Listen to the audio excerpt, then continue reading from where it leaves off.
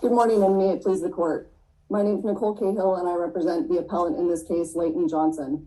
I'd like to reserve 5 minutes for rebuttal. First thing, I'd like to ask the court if it's inclined to hear any argument on our pending motion to stay the district court trial, which is set to go forward this Monday, or if the panel would just like to hear an argument on the merit. Yeah, from my perspective, I think the merits. Okay. Just wanted to check since that's coming up. The purpose of qualified immunity is to ensure that officials have fair notice that their actions violate the law. In this case, appellant Leighton Johnson, as a mailroom supervisor at California State Prison, Sacramento, lacked any clearly established law that would have placed him on notice that his actions would have violated appellee Anthony Penton's constitutional rights by having staff keep his mail pending his return from being temporarily away from the prison to testify in a criminal matter.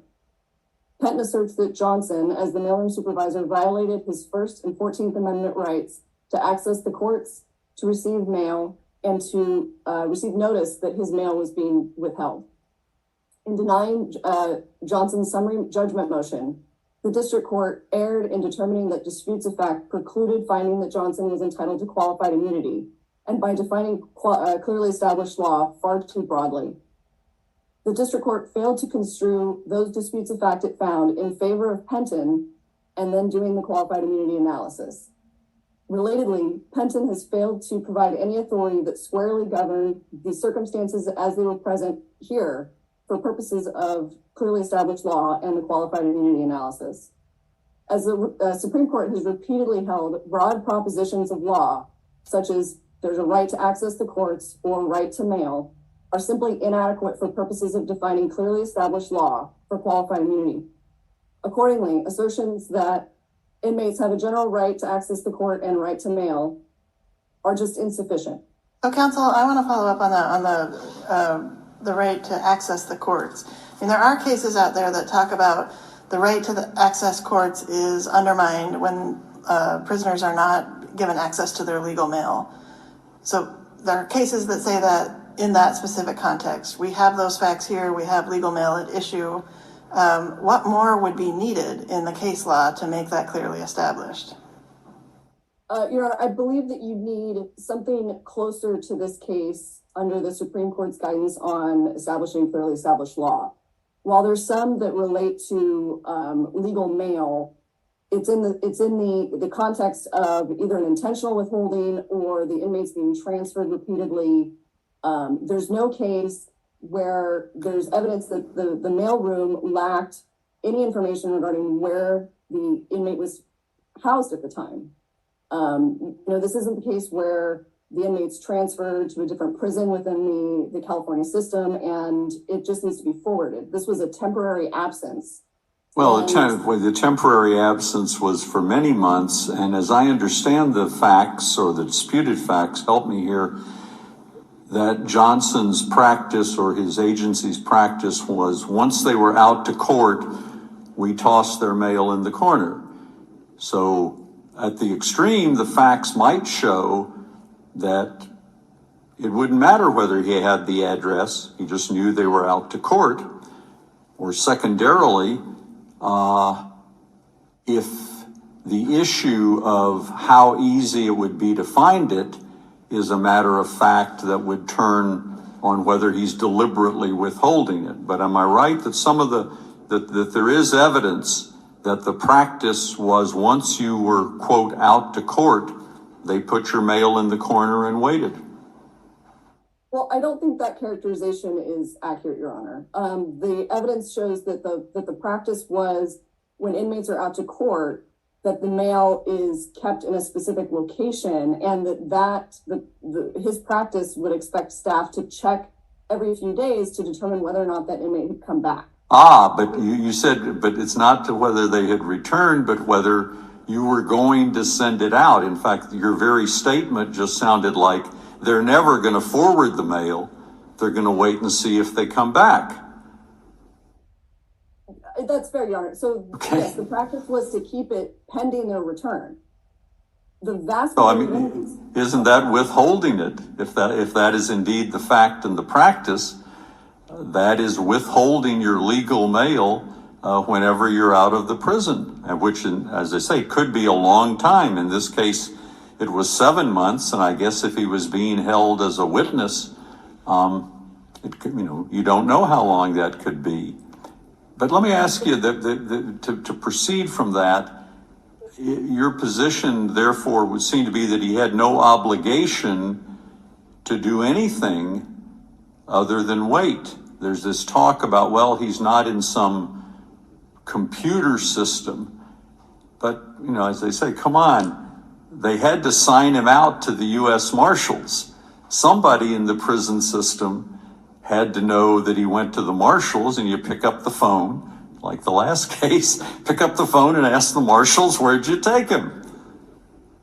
Your Honor, that might be, they may have been able to do that. There's no evidence in this case that anybody in the prison knew.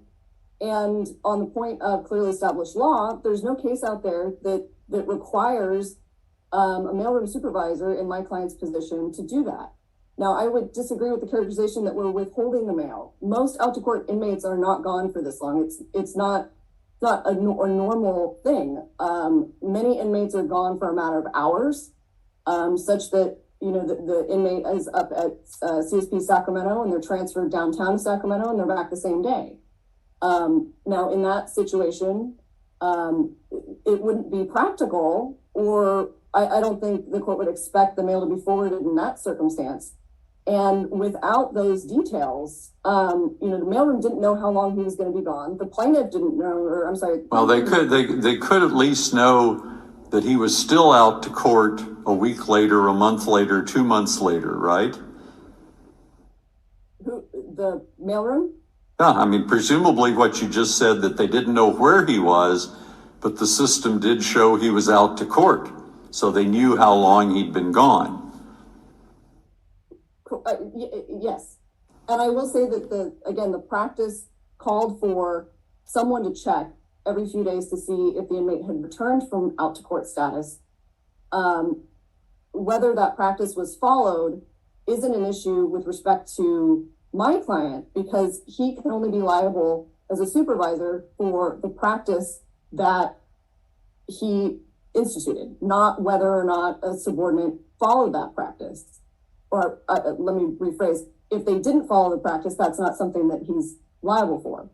So while in many cases, in this case, he was out to court for this prolonged period of time, again, there's no evidence that the mailroom knew where he was. Whether someone else in the institution knew where he was is not something that there's evidence of in this case. But if the mailroom is responsible for forwarding mail or holding mail or withholding mail, don't they have some obligation to try a little harder? That's not something that's in the case law. There isn't a case that says what steps a mailroom has to take. Okay, so they, in order to be liable here, you would say you have to show that it's deliberate, willful, and malicious withholding of the mail?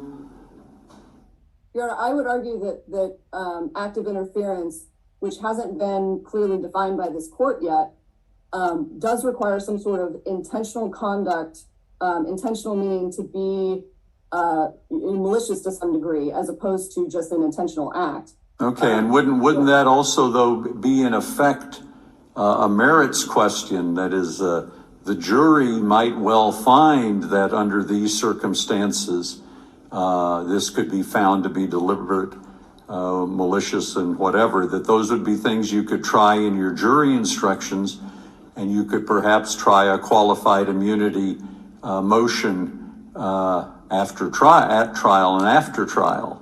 But aren't the circumstances sufficiently close to disputed as to the degree of malfeasance, let's say here, that could come under the clearly established standard of withholding mail?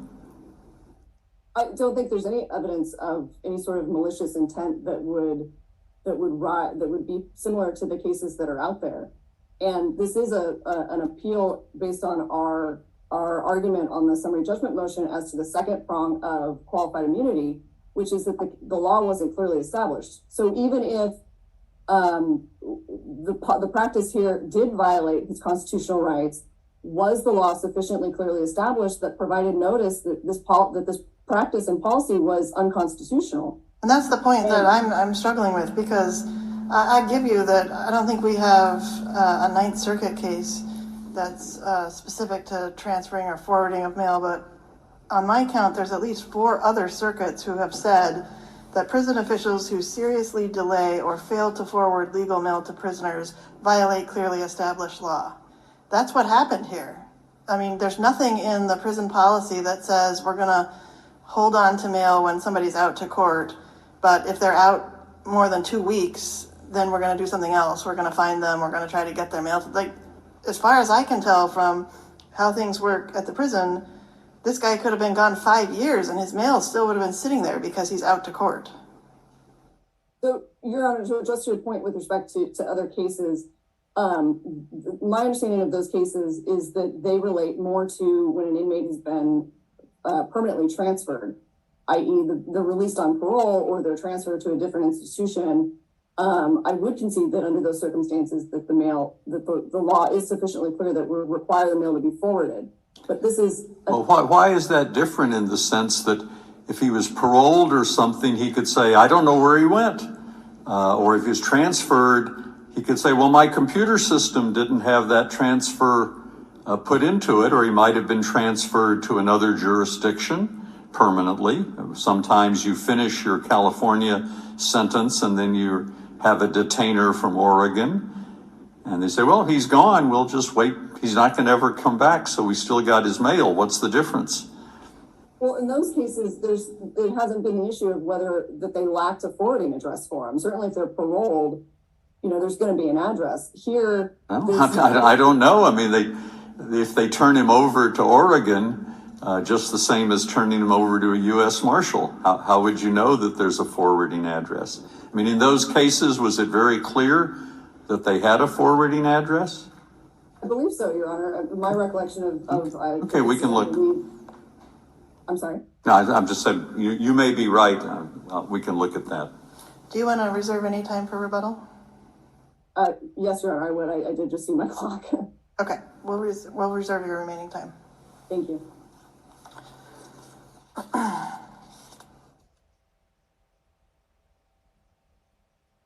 Ms. McConaughey? Morning, Your Honors. May it please the Court, Pierce McConaughey for Plaintiff FLE Anthony Penton. In short, Your Honors, there are 2 independent reasons why this interlocutory appeal should be dismissed.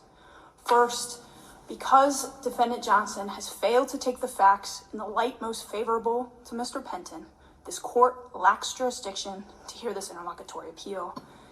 And second, if the court does decide that it has jurisdiction, the law is clearly established that put Defendant Johnson on notice that what he was doing violated Mr. Penton's First and 14th Amendment rights. As this court noted in 2020 in Bao Shushen Li v. Molina, if the appellant fails to take the facts in the light most favorable to the appellee, this court lacks interlocutory jurisdiction. Couldn't we look at this record in the light most favorable to the plaintiff and then proceed to deal with the merits? In this situation, yes, Your Honor, you could. Because it seems to me we've got a legal question with regard to clearly established law or not. Yes, you're right. Your Honor, there is, I think what's important to recognize, however, is that Defendant Johnson has always maintained that he didn't have a forwarding address for Mr. Penton. This is a fundamental disputed fact that needs to go in front of the jury. The only position that Defendant Johnson has ever provided for that is his own self-serving statement at his deposition. In contrast, Mr. Penton has provided plaintiff's expert Daniel Vasquez to ER 0245. Mr. Vasquez, being a warden for a number of years at San Quentin, who said yes when asked, does the computer system say where an inmate is when they've been transferred out to court? Yes, it does. As a result... But you didn't take any deposition or anybody in the prison system? That is, there was this litigation coordinator person. I didn't see a deposition or a statement from that person. Presumably the person who has the computer system. Are you saying it's a disputed fact that the address was there all the time and Johnson just didn't look? Yes, Your Honor. I think it is a disputed fact because it's a question for the jury to decide whether or not Johnson is credible. He needs to it's his prerogative, to testify on the stand, but the jury's going to decide, is this credible or not? And I would, even if this court were to say, you know what, computer system only says that Mr. Penton's out to court. Yeah. As you noted, I hope it says he's in the custody of the U.S. Marshals. And in fact, Your Honor, it's an undisputed fact that he was in the custody of the U.S. Marshals. Under 1 ER 16, the court says he's in the custody of the U.S. Marshals. The U.S. Marshals came and picked him up on November 8th, 2007. They returned him on June 19th, 2008. And I would like to draw your Honor's attention to Title 15, Section 3147, which Defendant Johnson said was part of his job duties to follow. And that says that mail shall, quote, be immediately forwarded to the facility or agency that has custody of the inmate. U.S. Marshals, undisputed, had custody of the inmate. Why not forward to the U.S. Marshals? Separately, as Judge Boggs, as you noted, there's no indication that anyone did anything with this mail other than stick it in Johnson's terms, a, quote, pigeonhole, also known as a cubby, in the back of the mailroom. And this is really solidified by... I'm so sorry. Excuse me for interrupting. If you wouldn't mind a question. Of course. I thought the record showed that there was a box they put the mail in for those who were not deliverable at the prison. You've referred to it as a cubby hole, and there's some other descriptions in the briefing. What in fact was it? And where was it, according to the record? Not according to your understanding or what your client has said, but in the record, do we have a description of what it was and where it was and what was done with this, whatever this facility is that they put mail where the prisoner is no longer in their facility? Absolutely, Your Honor. So there is a record. It's Johnson's own words himself. And I think some of the confusion about what's going on is in part because Johnson, in his deposition, sometimes refers to it as a cubby, sometimes refers to it as a pigeonhole, sometimes refers to it as a box. To be clear, the mailroom, as described by Defendant Johnson in his deposition, is one large room with several desks, a few computers. There is no extra walls. It's a bit smaller, I suspect, than this courtroom, but just as open. My understanding is that, according to Defendant Johnson, this was stuck in either pigeonhole, cubby, box in the corner. Your Honors, I think it's also important to recognize that it's not clear that anyone ever actually looked at this supposed computer system. And that's particularly evident by the fact that while Mr. Penton returned to California State Prison on June 19th, 2008, he didn't receive his mail for 40 days. He didn't receive his mail until July 29th, 2008, 4 days after his father died. We'd submit, Your Honor, that these questions, when you take them in, as Mr. Penton has put them, as the computer system did have his address, as in fact it was Johnson's practice that caused this delay, as it was the fact that, okay, perhaps you should have sent it to the U.S. Marshals. Johnson never did this in his opening brief, and thus this court lacks jurisdiction to hear this appeal. Well, when you say, as Judge Forrest did, that we could ourselves look at the facts in the light most favorable, and what is your statement of the facts in the light most favorable? Tell us Johnson did X, Y, or Z. How do you read what is in the record that would be the facts most favorable to you? Absolutely, Your Honor. So what's in the record is that Johnson, through his training of his subordinates or by his own actions, caused Mr. Penton's mail to accumulate somewhere, Your Honor, in the mailroom, in the office that he was in. As a result of this, under precedent, under Simpkins v. Bruce, 10th Circuit, 2005, which has nearly identical facts to this case. Well, you're moving into law, trying to stay on the facts. Yes. Would you say something like, as a result of Johnson's actions, the mail was not forwarded? Yes, Your Honor. With the key being as a result of Johnson's actions, which would then let you go to proof of recklessness, negligence, willfulness, stupidity, whatever. And I think the Ninth Circuit model instructions on supervisor liability are in 1983, supervisor liability are particularly illustrative of this point. That yes, Your Honor, it's actions or inactions. And so going back to the facts, I think another fact that I understand your briefing to assert, and I think you would need to assert, is not only did his practices result in this delay, but it was knowable or it was discoverable where this mail should go. Yes, Your Honor. And that is a question for the jury. Although the exact method of discoverability, in the sense that who signed him out or how you would find out it was signed out, that's an open question. I mean, granted, this all happened 16 years ago and we know computers have developed, but I put Mr. Penton's name into my browser bar and I got a thing which said Warren County Jail, 920 Kentucky Street, Bowling Green, Kentucky. Right. Yes, Your Honor. And that's exactly our point.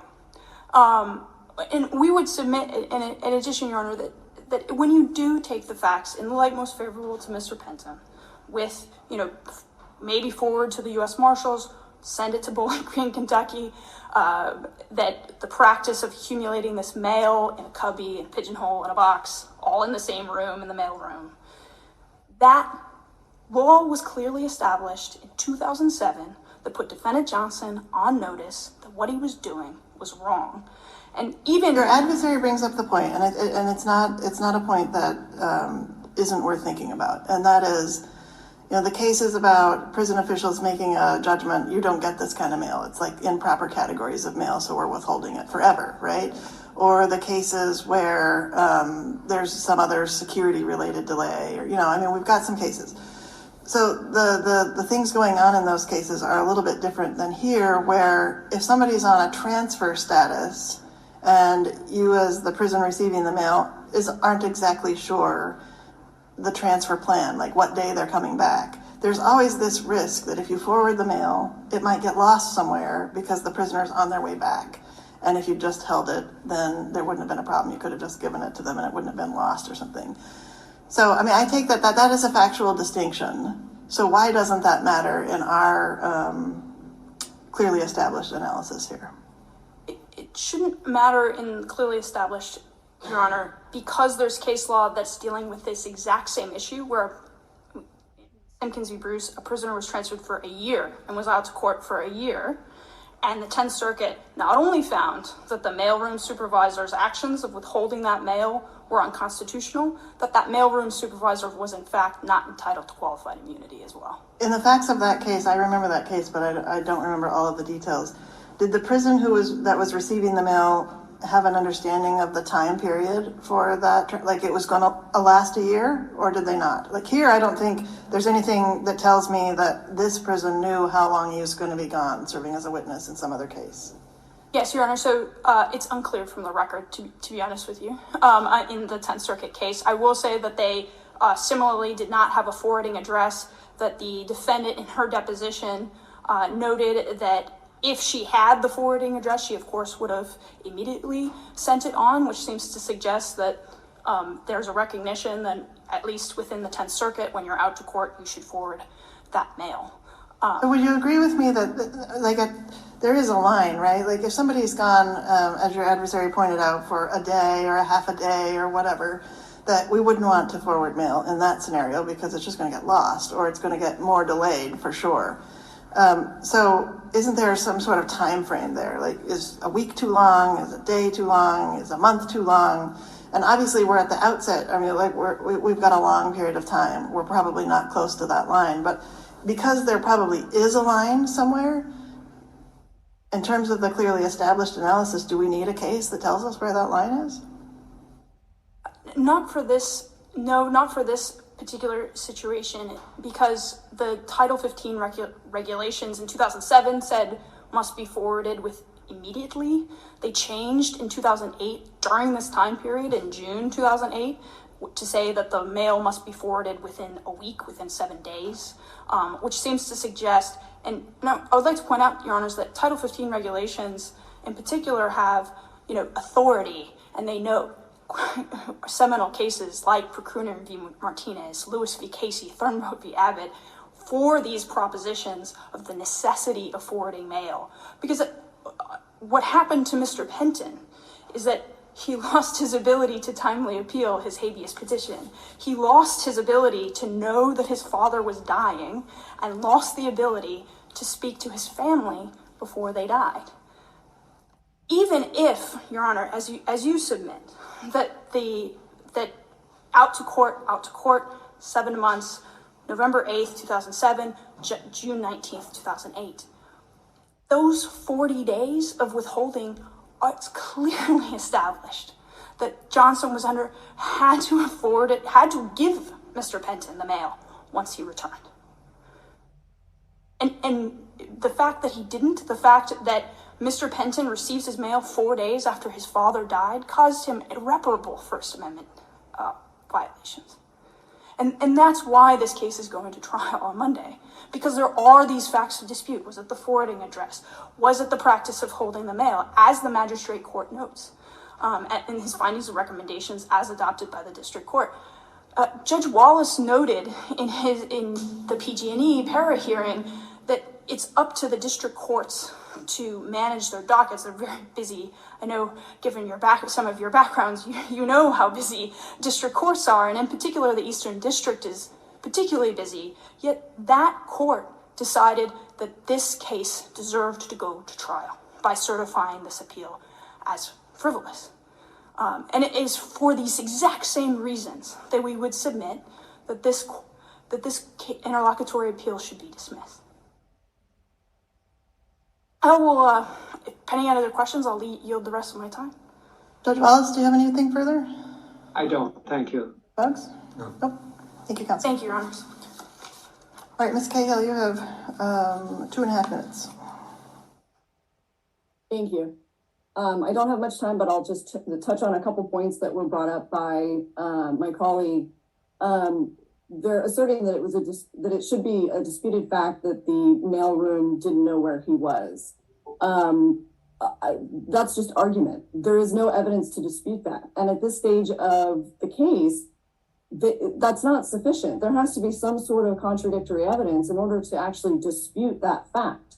There wasn't a deposition of the litigation coordinator or anybody else in the mailroom that can actually contradict what Johnson said in terms of what the computer system provides.